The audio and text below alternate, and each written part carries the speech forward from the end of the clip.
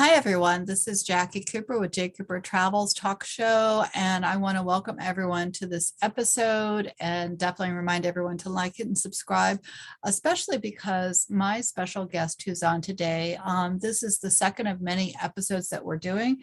So if you haven't already enjoyed the first episode, definitely go back into the list of talks that we've had so you can discover her and learn more about the series of books and her fascinating background. Now, we are going to talk a little bit more about her background now on this episode as well, but I definitely ask that you go back so you can learn and listen to our previous conversation. For those that are new to JCooperTravels, I just want to thank you for hopping on and share a little bit more about why I'm doing this and how it got started. I have a growing network online from Alignable to LinkedIn to Twitter to Facebook and other social media. And I've been meeting fascinating people. And I really felt like their stories needed to be shared. And JCooperTravels originally was about where do we go physically around the globe because I love to travel.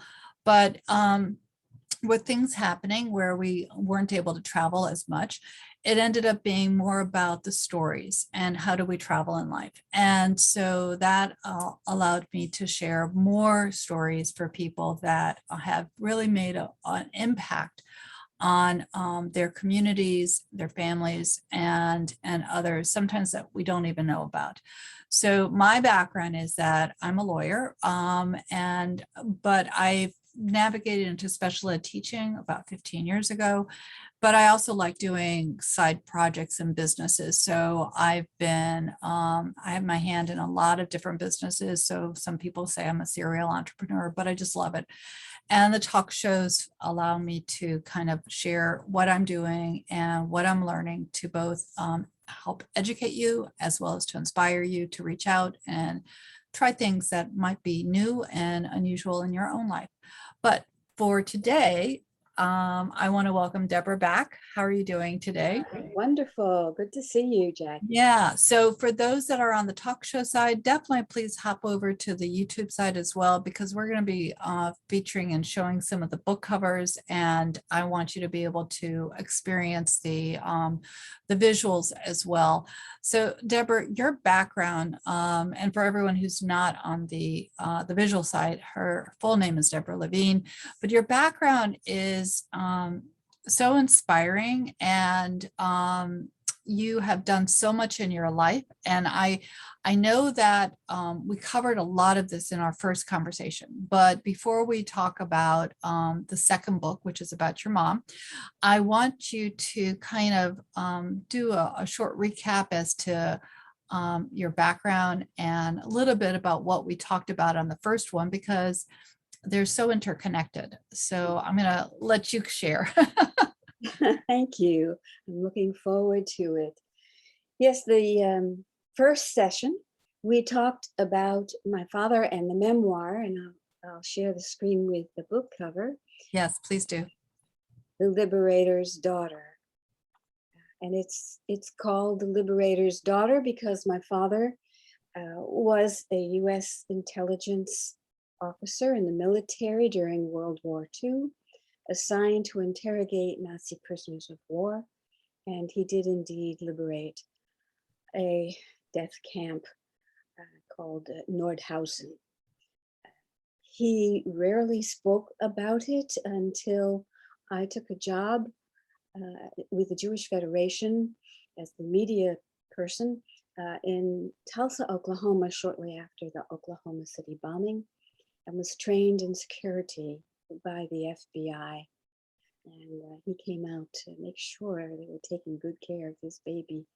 And that's when I found out what he had done, how he had managed to basically be a spy and inspire me to do all kinds of things afterwards. But it was deeply embedded in me beforehand. So I've always been somebody who's wanted to make a difference in the world. So your dad was a very big influence on you, but so was your mom. And so for those that, hop over to the first episode, you'll be learning more about the Liberator's daughter and his story. Today, we're going to be featuring and focusing on your mom because she also was amazing and has a story of her own that needs to be shared. And so what is the title of that book? Here we have The Magic Marble Tree. Wow, what a beautiful cover. For those that are not on the visual side, what I'm seeing is this I guess it's a sunset, but it could be a sunrise. And there's a tree that is just, magical at the front of it with the sun behind it. And there's a lot of different oranges and golden colors. And the title says The Magic Marble Tree, A Writer's Journey. And then it's a sequel to The Liberator's Daughter. So tell me more about the title. How did you decide to call it The Magic Marble Tree? Right.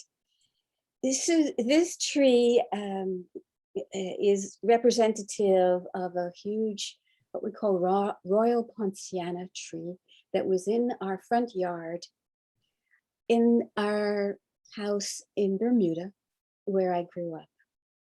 Right. And it is a spectacular tree. It is something that you will never forget seeing. However, it is not necessarily magic, but there's a story that goes along with this. So I'm outside playing in the garden and playing with marbles, cat's eye marbles, wonderful. Okay, this is long before there was television and all those kinds of things that young people have to distract them today. I'm outside in the garden. And my brother, Joe, comes out with his dog, Woofy, and his miniature collie. And he starts to tease me. And one of the things he says to me is, hey, you plant one of those marbles in the ground and you're going to get a magic marble tree. Right? So he's 4 years older than me. I'm sure he knows what he's saying. So I plant marble and wait, and it doesn't grow anything, right? It just doesn't. And a little bit later, maybe a week, I come to him and I said, I don't know what's wrong. There's just nothing coming out. No marble tree. And he looks at me and he says, I can't believe you fell for that. I said, what? He says, you are the most clueless person on the planet. And so I yell, come on, Woofy, we're going to fly away from here. And we did. And Joe yells, dogs can't fly. And I said, can too. And the whole book is about the ability to fly and see new universes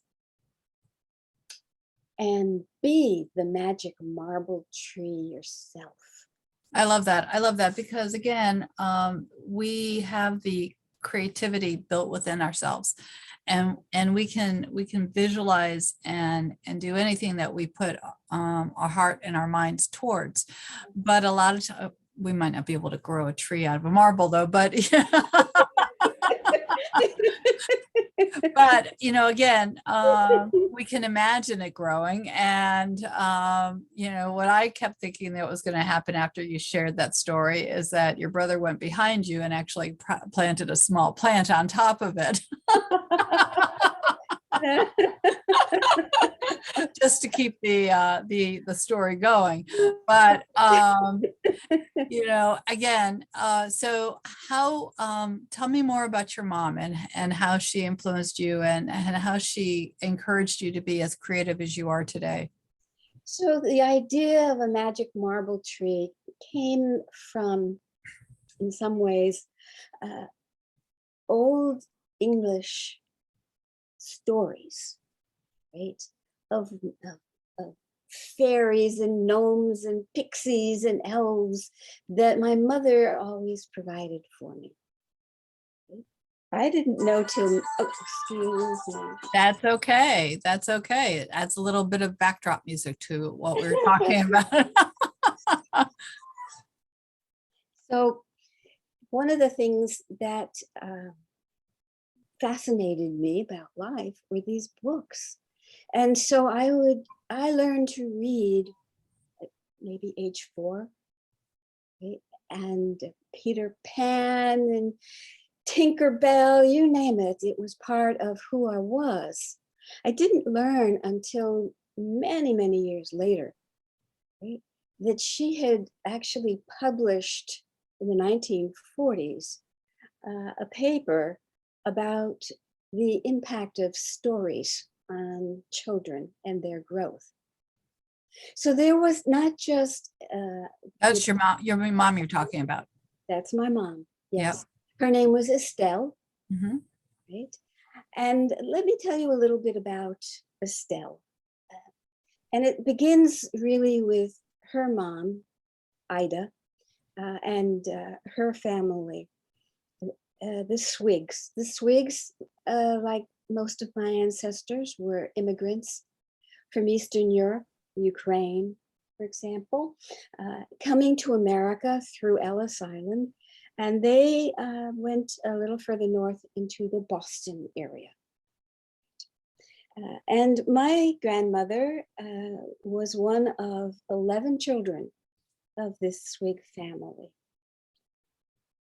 The Swigs were unusual because they decided to go into banking and in the 1920s hire Black people and women, which was not a great thing back in the day. And he was censored by the Banking Association. But he did the right thing. They did. And eventually became the first Jew to be in the Massachusetts legislature. So my mom, my grandmom, Ida, was one of these 4 children, met my grandpa, Meyer, and married him, and they moved to Bermuda, where they had 2 daughters, my mother and her younger sister, Pauline, better known as Polly. And both of them went to Bermuda schools and eventually to Ivy League schools in America. My mom went to Radcliffe, which eventually became the Women's College of Harvard, and I went there too. And that's where she met my dad. One of the things that she did at Radcliffe was pioneer special education. Teaching during the summer with the community and publishing papers that I put into the Magic Marble Tree so that you can see, right, what she was doing with young people who were at risk back in the early 1940s, all those years ago. And one of the things that meant was that she understood how people fought, how they reacted, and how to deal with difficult people and difficult issues. My father was a very direct man, and my mother, right, she was the diplomat. My dad once told me that she had taught him how to love, and she taught me humanity. I could remember being 5 years old, and I put this into the book, and having my birthday, and the people brought me, young people brought me gifts. It was wonderful. Someone brought me this lovely doll, and I opened it and thank you. And the next person brought me the same doll, and I objected. Oh, I already have that. And my mother grabbed me by the collar and pulled me away, and she said, "What are you doing?" I said, "I'm just telling the truth." And she said, "Nobody cares. You're rude. Apologize." Yes, ma'am. So she taught me that being rude and hurting people's feelings was not a justification for anything. And so I learned kindness, compassion. from my mother, and how to take care of people in difficult circumstances. Mhm. And that's what I am so honored to have that legacy. And by the way, I think I passed it on because my daughter is a psychiatrist.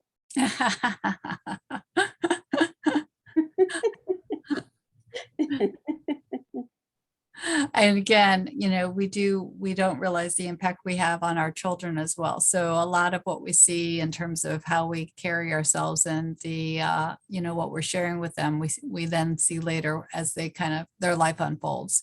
So, so tell me more about your mom, especially on the special ed side, since I am also a special educator. So, obviously many years down the road, even though there's always been struggles, I'm curious as to what you remember from her talking about it when she was doing it.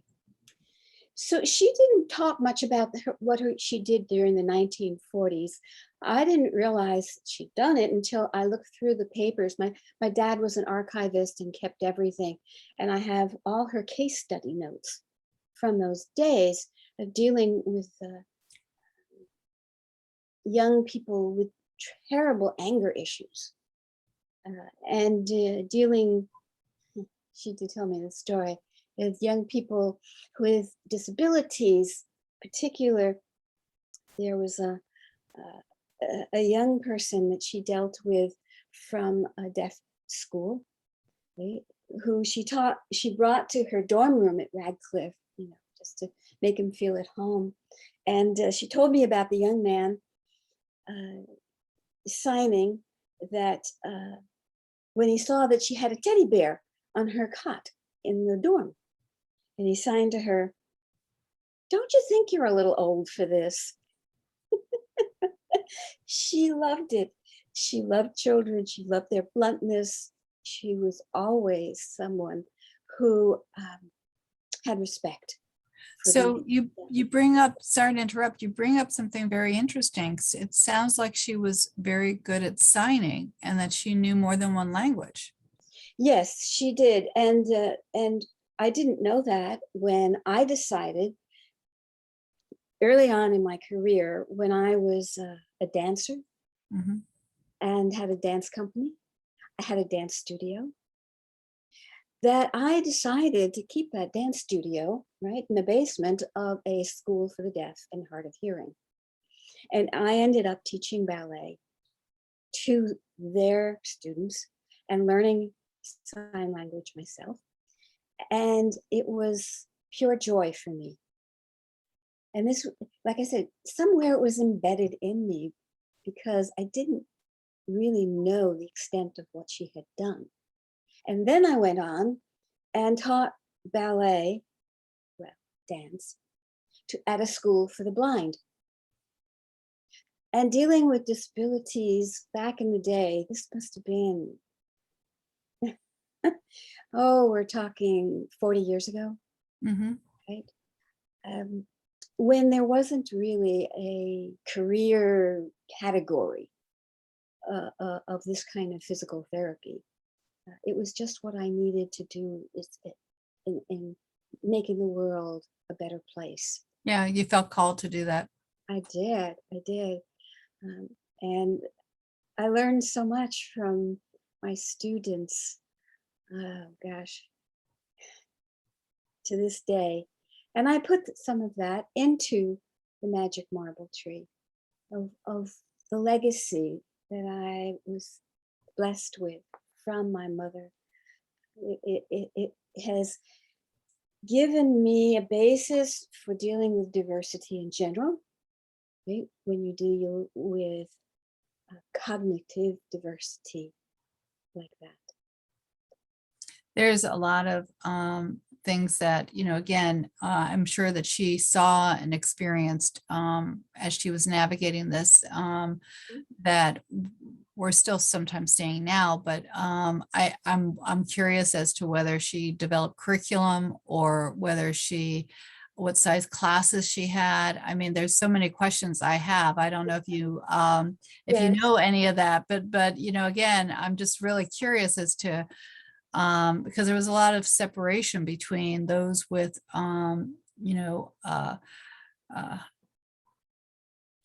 different neural abilities than others. So again, when she was teaching, what was the school like? What do you remember any of those details?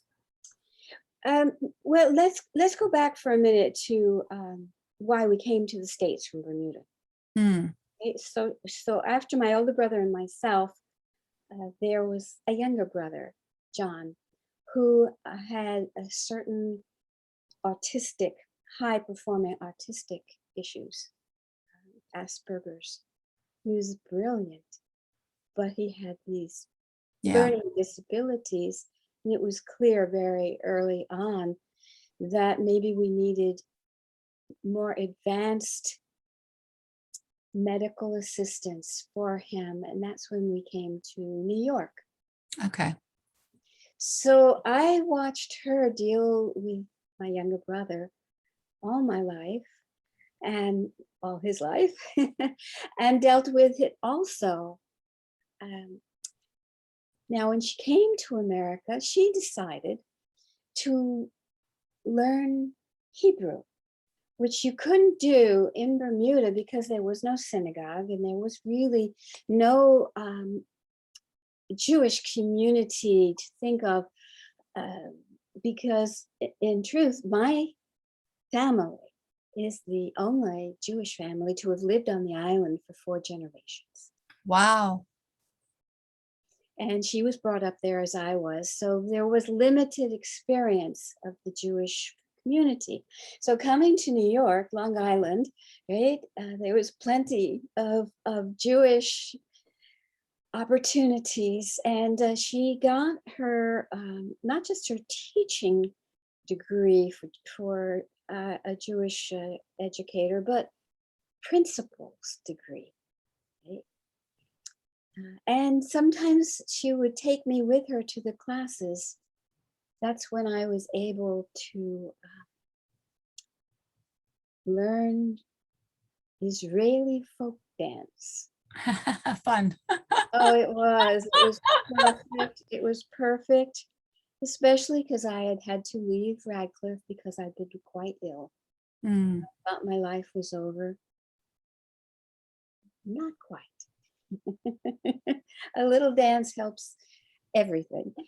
So she got her degree and she started teaching first in Long Island, a place I think was called Temple Emmanuel in Great Neck.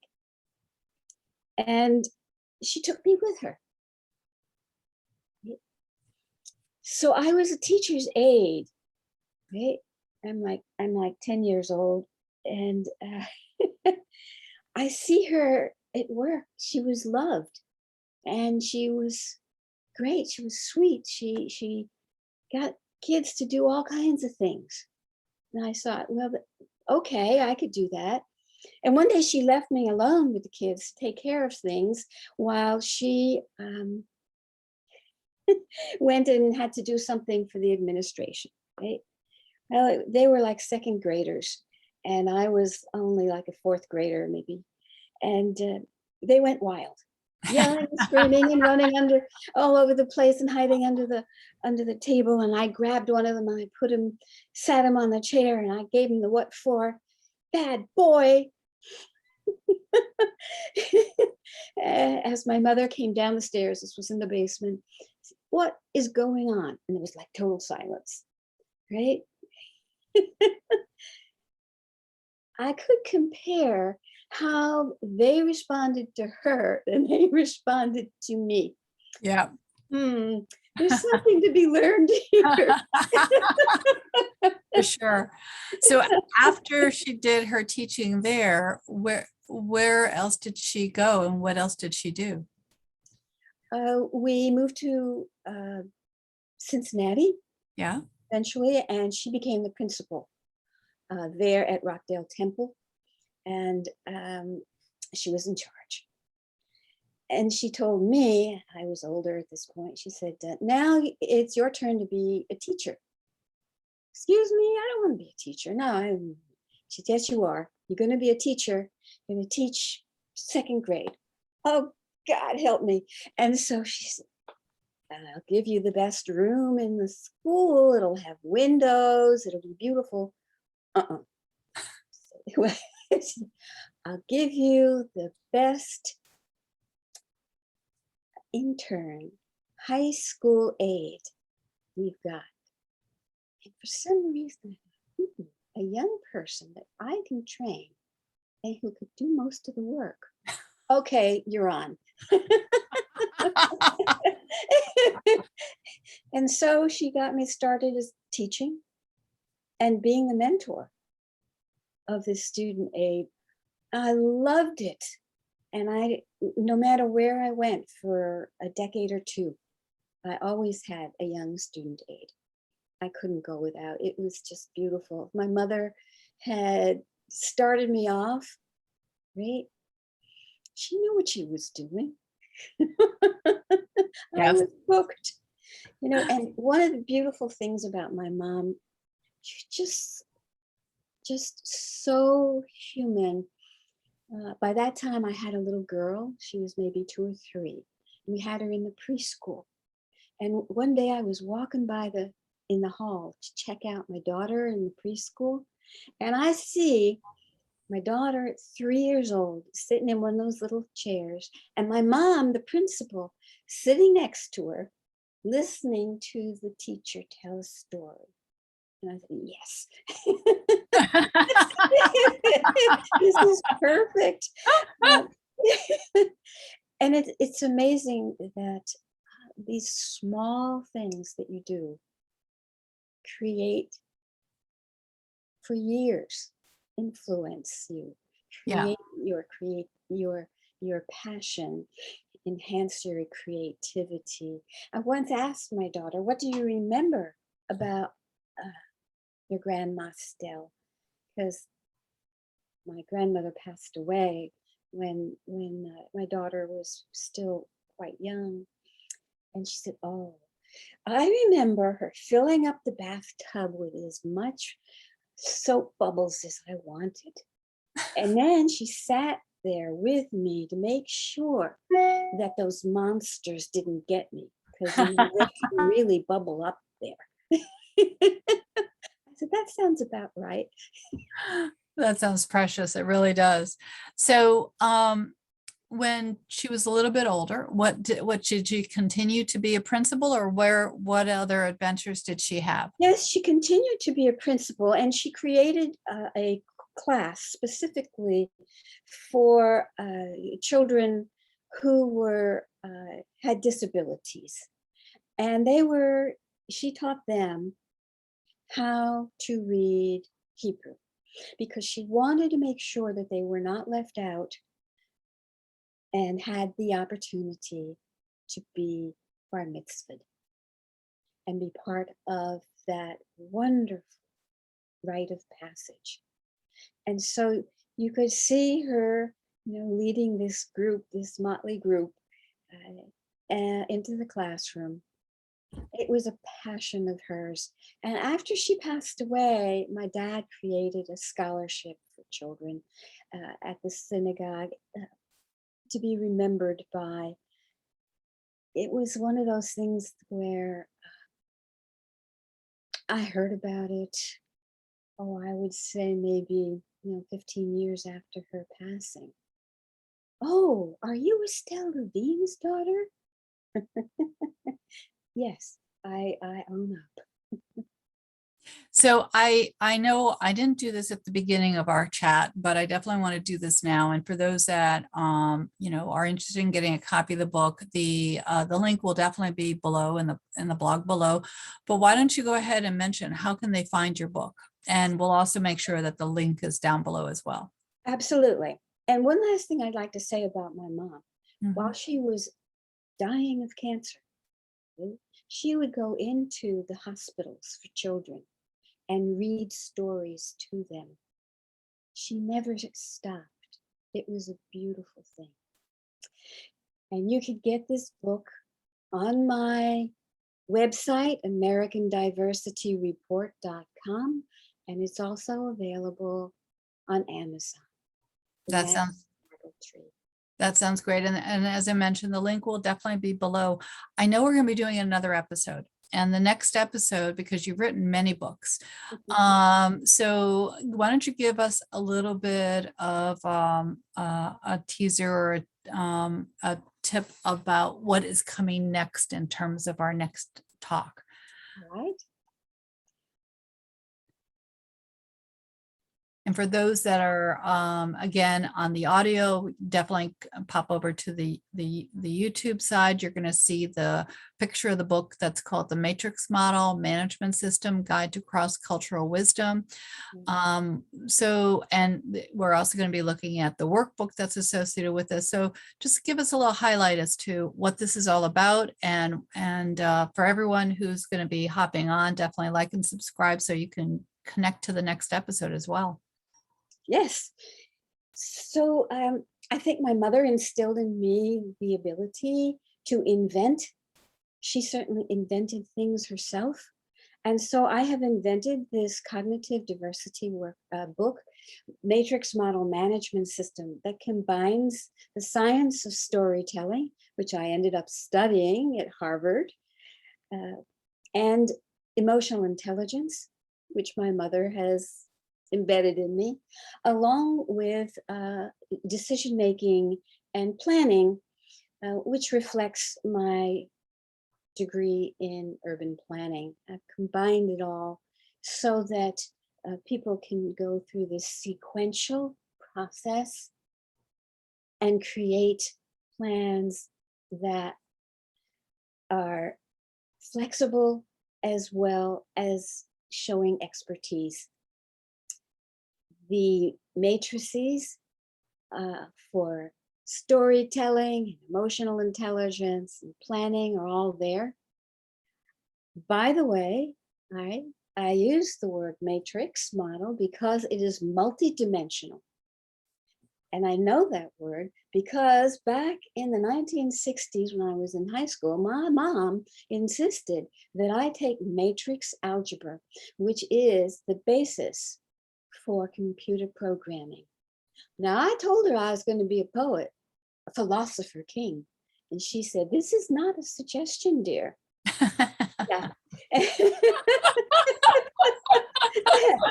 So she's embedded in this, even though you don't see her face there.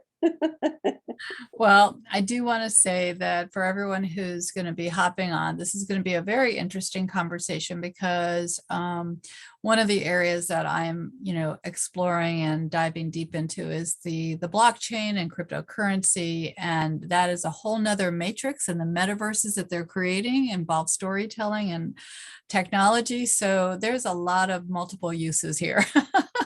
Now, the picture that I see right now is the workbook, and it says Unbiased Guide for Leaders, Unbiased Guide Series, Matrix Model Management System. So we're also going to be diving into this as well. So why don't you go ahead and mention one more time your website so that way people can connect with you and obtain copies of the various books that we're going to be chatting about. Why don't you go ahead and mention that one more time? Certainly. It's AmericanDiversityReport.com. You can see all my books there. You can also see these books on Amazon. And that's great. So thank you so much, Deborah, for being on. It's always so much fun to chat with you. And everyone, remember, be kind to yourself, be kind to others. We're all one world and we're all interconnected, and have a great day. Thank you, everyone.